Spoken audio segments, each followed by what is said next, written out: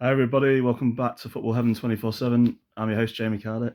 Um, Happy Christmas and a Happy New Year to come for all of you. Just going to go through all the results from the weekend. I say from the weekend, from Monday basically, from Boxing Day. We'll run through it now, starting in the Premier League as usual. There was a couple of sort of small shocks at the weekend, nothing major, but I suppose right down near the bottom end in the relegation area. Um, it was Everton were playing against Wolves, and it's what they call a six-pointer usually when two teams are right down the bottom like that. And going into the game, I think the jury was out with Frank Lampard, the Everton manager. I don't think many of the fans are optimistic about him and where he's taking the club right now. Last year, they only just avoided relegation. This year, they're right down the bottom. They're just outside of the relegation zone. After losing to Wolves on the day, they lost. There was 1-0 up in the game. A goal from Mina, but two goals from Podence, and a run right at the end on the 94th minute for Altnori gave Wolves' new manager his first win and lifted Wolves from basically bottom of the table into 18th. So Forest and Southampton slipped down a place because of Wolves winning. Southampton lost 3-1 at Brighton. 3-1 at home to Brighton. Uh, they were Brighton were 3-0 up after 56 minutes. Goals from Lallana, an own goal from Perrault, and Solly March scored. That put them in a commanding advantage. But then Southampton got a goal back. It was a missed penalty, but a header then from James Prowse after the missed penalty got them a goal back. Still not enough. Southampton have got a new manager, Nathan Jones. He's come from Luton Town, from a Championship team. I don't understand why Premier League teams do that, get these guys in that are doing well in the Championship. It's a completely different ball game in the Championship than what it is in the Premier League. I feel because of that appointment, even if they was to sack that Nathan Jones in a couple of months, it would be too little too late for Southampton. I feel Southampton are definitely going down this season. Forest, my team, are obviously in it still. They've got to play Manchester United tonight. That's on Amazon. Um, I want to be optimistic, but obviously I'm going to think Man United's probably going to win that one 3-1. So I'll go for Man United to win that one 3-1. Unfortunately, I think we will start to pick it up. I think with Forest, it's all about the home games, and I think that's where we'll stay up in the end. Looking at the other games, so because of that, Wolves did move up 2 places, but they're still in the relegation zone, along with Forest and Southampton. As I say, Forest are playing tonight away at Manchester United. But as I say, Southampton lost, and that's put them bottom of the Premier League, and Wolves have won, so that's popped them up. But going into the other games, looking at other teams that are down near the bottom, West Ham are right down there as well. They had a poor result. They started off well in the first half away at Arsenal, and to be fair, they did quite well in the first half. They got a penalty, which Benrahma converted to put them 1-0 up in the game. But in the second half, Arsenal just came out really, really strong and cemented their place at the top of the league. They're now 7 points clear of Newcastle in second place. Newcastle won 3-0 away at Leicester City earlier on in the day. Arsenal was the late kick-off. They got 3 goals back in that second half, and they won 3-1 against West Ham at home. Goals from Saka, Martinelli, and Eddie Nketiah, who Eddie Nketiah was on to sort of give their main striker Gabriel Jesus a rest, Gabriel Jesus was obviously playing at the World Cup for Brazil. Arsenal in a commanding position. They're 7 points clear, but Newcastle leapfrog Manchester City from third to second. Manchester City are playing on Wednesday night, which is tomorrow night, and they'll be playing away at Leeds United. So in that game, I think Leeds, they're not having a great season. Leeds, to be fair, they're right down near the bottom in the near the relegation area again themselves, like they were last season. And I think Manchester City will win that one quite comfortably. I'm going to go for 3-1 in that game. I think Haaland will score a couple of goals to continue his good form. I mean, it's absolutely insane. Haaland, we're 14 games into the season and Haaland's got 18 goals already. It's absolutely shocking. Kane's having a good season. I mean, if it wasn't for Haaland being an absolute beast, Kane would be having a really, really great season because Kane's in second in the goal scoring charts with 13, and you've got Ivan Toney, who scored against Spurs yesterday.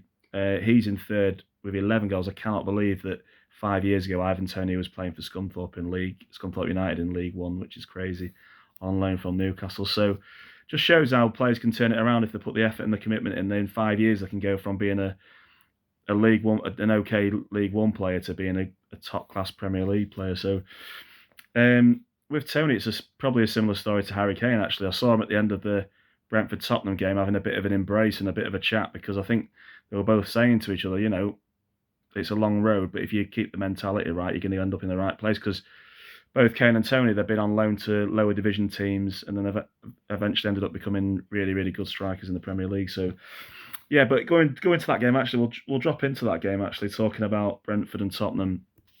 The game finished 2-2. Brentford took an early lead from the Vitaly Janel. They scored earlier on. And then they went 2-0 ahead thanks to an early goal in the second half from Ivan Toney on the 54th minute. That put them 2-0 up. But Spurs this season are the comeback kings. They've come back more than any other team in the Premier League from losing positions. And they got 2 goals quite quickly in the second half. In a 6-minute spell, there was a header from Harry Kane, and Holberg scored from just outside the area to make that game finish 2-2. It was a very entertaining game. I watched that actually on Amazon. Very, very exciting game, especially in the second half. But yeah, so 2-2 draw there for Spurs. Spurs still staying fourth. They're still in the Champions League positions after that game, so they're not having too bad a season. Spurs. Liverpool again were playing on an evening kickoff. Liverpool, they moved a bit further up the table. They're now within touching distance. They've got a game in hand on a couple of teams that are in the Champions League places. Liverpool moved up to 6th from 9th, beating after having a convincing 3-1 win away win at Aston Villa. Mohamed Salah scored first for them, then Virgil Dijk put them 2-0 up. Matt Watkins got a goal back from in the second half for Villa, but then a guy called Bajcetic, I can't even say his name, a young lad who was 18 years old, came off the bench for Liverpool on the 81st minute. He put Liverpool 3-1 up. So good result for Liverpool. Liverpool turn it around bit by bit. They're getting a lot better than what they were at the start of the season. So Liverpool are up there, like I say, in 6th. Manchester United are in 5th still. They're playing, as I say, my team, Forest, tonight. Like I said, I'd love to see Forest get a result. Just can't see it happening, unfortunately. Manchester United are really solid at home this season. Ten Hag, he's got rid of Ronaldo. Ronaldo was causing a lot of trouble, as we all know. Living in the past a bit too much. I think there was a little bit harsh on Ronaldo. I mean, he did have a good season from last season, but to be fair, Manchester United did have a really bad season last year, finishing 6th. I mean, they're only 5th at the moment now, but potentially looking at the table, there's a potential that Manchester United could quite easily make that 4th spot for the Champions League. So, yeah, I mean, as I say, I think Man United, unfortunately, I think they'll win 3-1 tonight. I can't see Forest getting anything, but if we do, I'll absolutely love it. Obviously, if Forest win tonight, if the unthinkable happens, and Forest do win tonight, that puts Forest up into 15th place because they'll leapfrog a couple of teams. Everton will then drop into the relegation zone, and West Ham will be like just outside the relegation zone. So, yeah, Forest have potentially, they can go above Everton and West Ham if they do get a shock win tonight at Manchester United. But as I say, I can't see that happening. Doing a round off of the other games. Crystal Palace absolutely capitulated in the London derby between them and Fulham. They had 2 players sent off in that game, which allowed Fulham to have a really convincing win. Goals from Reed, Ream and Mitrovic helped Fulham to a 3-0 victory at Crystal Palace. So great result for Fulham. Fulham have continued to have an excellent season. Fulham are now 8th in the Premier League and having a great season. Bournemouth have had quite a good season as well, although they could get drawn back into the relegation situation, but they've had a good start as well. So all the raises for Forest. Forest have started turning it around in the last 5 games even. Forest have won 4 games out of the last 5, so gives me some optimism. But playing Manchester United away, I think will be a bridge too far for them. I think then we've got Chelsea at home on New Year's Day. I think we could get something off Chelsea because Chelsea are a little bit temperamental. At the moment, they're not doing too great. I actually think Chelsea are playing Bournemouth today. If Chelsea did win today, that would move them up into 7th position, just behind Liverpool. But they're not doing very well at the moment. They're 9th in the league. There's calls from a few fans, even after I think it's like 8 games, for Graham Potter, the former Brighton manager, to get sacked, which is a bit fickle, really. I would say give him at least another 5 games to implement things a bit more. You've got to give time for these managers. I mean, even if Chelsea had a bad season this season, but then came in strong next season, it would show that they're giving a bit more faith to the managers. Graham Potter's done an absolutely fantastic job at Brighton. And I feel that he deserves at least this season to prove himself. But these days, you don't get much time to prove yourself. Um, Good things don't happen overnight. It takes time. You've got to put preparation. I think the football world is very fickle these days. It's all about instant results. And to be honest, there's only a handful of teams that have ever got a chance of winning something. So anyway, we'll go into it. We'll keep looking at the other games. I've mentioned all the Premier League games. I think I've done. Yeah, Newcastle won 3-0 away at Leicester. Like I say, goals from Wood, Almiron, and Joel Linton gave them a 3-0 win. Newcastle, as I say, are in second. They're going beyond what was expected. I mean, they've had investment from the Saudi owners, but I don't think even the Saudi owners expected them to be this far ahead in the plan. I think this season, most people were thinking Newcastle were going to be in Europa League places. So for them to be lying reasonably comfortably in second, well, maybe dropping to third if Man City do win against Leeds tomorrow. But I just think, I think Newcastle, could end up in the Champions League quite easily this year. They're looking very confident, barring getting a few injuries to Almiron or Almiron or Joe Linton or somebody like that. I think they've got a really, really good chance of getting in the Champions League. So that's the Premier League. As I say, Haaland's the top goal scorer. They've got 18 goals. He's got 18 goals. Kane's in second with 13. Tony in third with 11. Mitrovic, who scored yesterday for Fulham, he's in fourth place. He's proven his critics wrong. A lot of people are saying because of his couple of previous seasons with Fulham in the Premier League where they got relegated both times, they were saying that he wouldn't score a lot of goals in the Premier League, but he's proven them wrong. He's got 10 goals. He's going well. So that's what's going on there. We're going to jump into the Championship, and in the Championship, West Brom won away 2-0 at Bristol City. Cardiff drew 0-0 with QPR. Hull drew 1-1 with Blackpool. Luton Town won 2-1 against Norwich City. Middlesbrough beat Wigan Athletic 4-1, a hat-trick from Akpom. Preston lost surprisingly to Huddersfield, bottom of the table, Huddersfield Town 2-1 after being 1-0 up in that game. Rotherham drew 2-2 with Stoke City. Sheffield United won 3-1 against Coventry City, which keeps them in second place, fighting it out with Burnley for the title. They're both on even points at the moment, but Burnley are playing tonight against Birmingham City, so they potentially could go 3 points clear of Sheffield United. So if they win that game, so that's that. There's two more games in the Championship. Sunderland beat Blackburn 2-1, and Millwall won away 2-0 in a London derby at Watford. So that's what happened there. Gukera's the Coventry City striker is top of the goal scoring chart in the Championship with 12 goals. Akpom is equally in first place with him with 12 goals. Then looking at the top of the table, as I say, it's Burnley at the top of the Championship, Sheffield United in second. In the playoff areas, we've got Blackburn, Watford, Norwich City and Millwall. Just outside the playoff areas, you've got QPR and Sunderland. Sunderland having a great season. They deserve it. They had 43,000 fans at that Championship game yesterday at home to Blackburn. They came from 1-0 behind in the game as well. They've done really fantastic. Sunderland are having an absolute cracking season. QPR having a really good season as well, considering all the management shifts. Obviously, Michael Beale leaving QPR to go manage Glasgow Rangers. So, I think it's very exciting times in the Championship. Who knows who's going to go up? It looks like Burnley and Sheffield United are definitely going to get promoted automatically. And then I think it's anyone's guess then who's going to end up in the playoffs. But looking at it, the top place team in the playoffs, Blackburn's got 39 points. I mean, you're looking just outside the playoffs. QPR's got 35. There's a 4-point difference. And I mean, you can drop all the way down to about 11th, 12th place, and there's only a 3-point swing between Millwall, who are in sixth, the last playoff place, and literally down to mid-table, like 13th place. West Brom are moving up that table, and it would not even surprise me. West Brom are only now 3 points away from the playoffs, so you see a team that was doing absolutely shocking. West Brom were in the relegation zone when Carlos Calderon. We should give a shout out to Carlos Calderon actually for West Brom, because they have been absolutely flying since he took over. I think they've had 6 wins in the last 8 games, so they're doing absolutely fantastic. So, West Brom, I think I can see them nipping into the playoffs. I did say at the start of the season they would go up. Didn't think they'd have as poor start as they have, but I think that West Brom could be doing a bit of a Forest this season. So, Forest were right down the bottom last year, as we know, in the Championship, and then went on an absolutely crazy run that got them into the playoffs. So, anyway, that's what's going on in the Championship. We'll nip into League One now really quickly. And in League One, it was Accrington was playing Barnsley at home. That finished 1-1. Burton Albion won 3-0 against Lincoln City.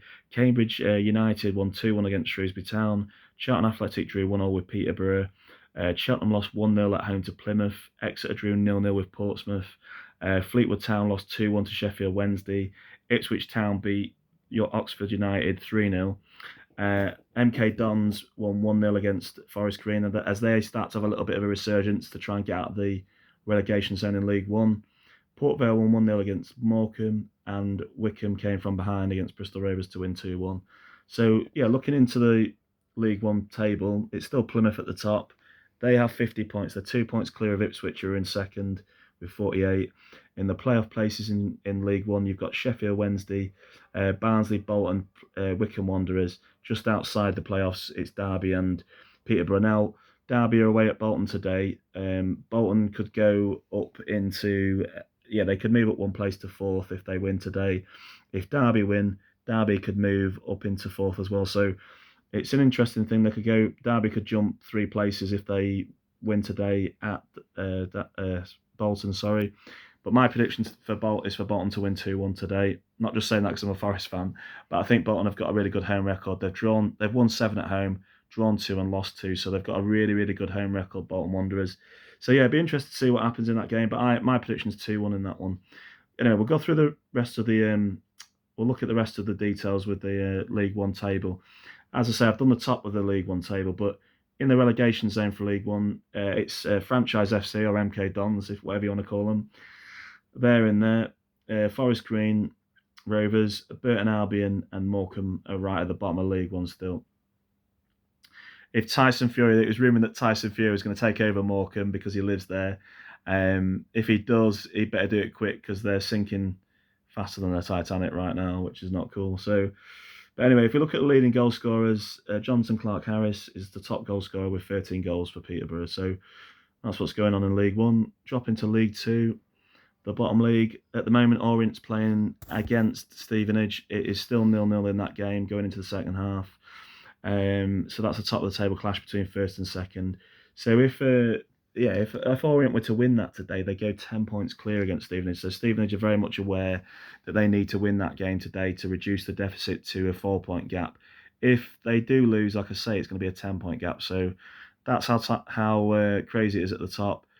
Leyton Orient, there was 16 points clear of the playoff places. So I would safely say that Leyton Orient will be getting promoted this season, unless, barring an absolute catastrophe, I would say they're going to go up, even though it's only not even halfway through the season yet. So anyway, yeah, so we'll go into League One. As I say, it's Leyton Orient and Stevenage at the top. Northampton remain in third. They got a 1-1 draw away at Mansfield after going 1-0 down. AFC Wimbledon drew 1-1 at home to Newport. Carlisle beat Bradford 1-0. Crawley Town lost 2-1 at home to Sutton United. Gillingham are rock bottom of League Two after losing 1-0 at home to sort of localish rivals Colchester 1-0. Harrogate came from 2-1 behind against Grimsby Town to win 3-2. Rochdale drew 1-0 with lost 2-1 at home to Hartlepool. Hartlepool pushed themselves a couple of places away from the relegation zone, having been stuck down on the bottom there for ages. They're now, 3 points outside the relegation zone, which is good news for Hartlepool fans. They're on a bit of a mini rivalry at the moment. Salford drew 1-0 with Barrow. Stockport County continued their good home form and their good little run at the moment, winning 2-0 against Crewe. Swindon lost 2-1 right near the end against Walsall. And Tranmere Rovers then beat Doncaster Rovers 3-0. So, as I say, Leyton Orient at top in League Two. Stevenage are behind them. Northampton in third. In the playoff places, the 4 teams are Carlisle, Swindon Town, Mansfield Town and Barrow. Just outside the playoffs in League Two, it's Walsall and Bradford City. And in the relegation zone, as I said earlier, it's Gillingham, who are bottom of League Two, and just above them in the other relegation zone it is Rochdale. So they're not having great seasons. So that's what's going on in the Football League. That's all that's happened this weekend. I won't cover the conference. I'll probably do that in another episode, the Vanarama conference. But yeah, thank you to all those that like and subscribe. Continue liking and subscribing. Let all your friends and family know about us. I chuck all the different content in.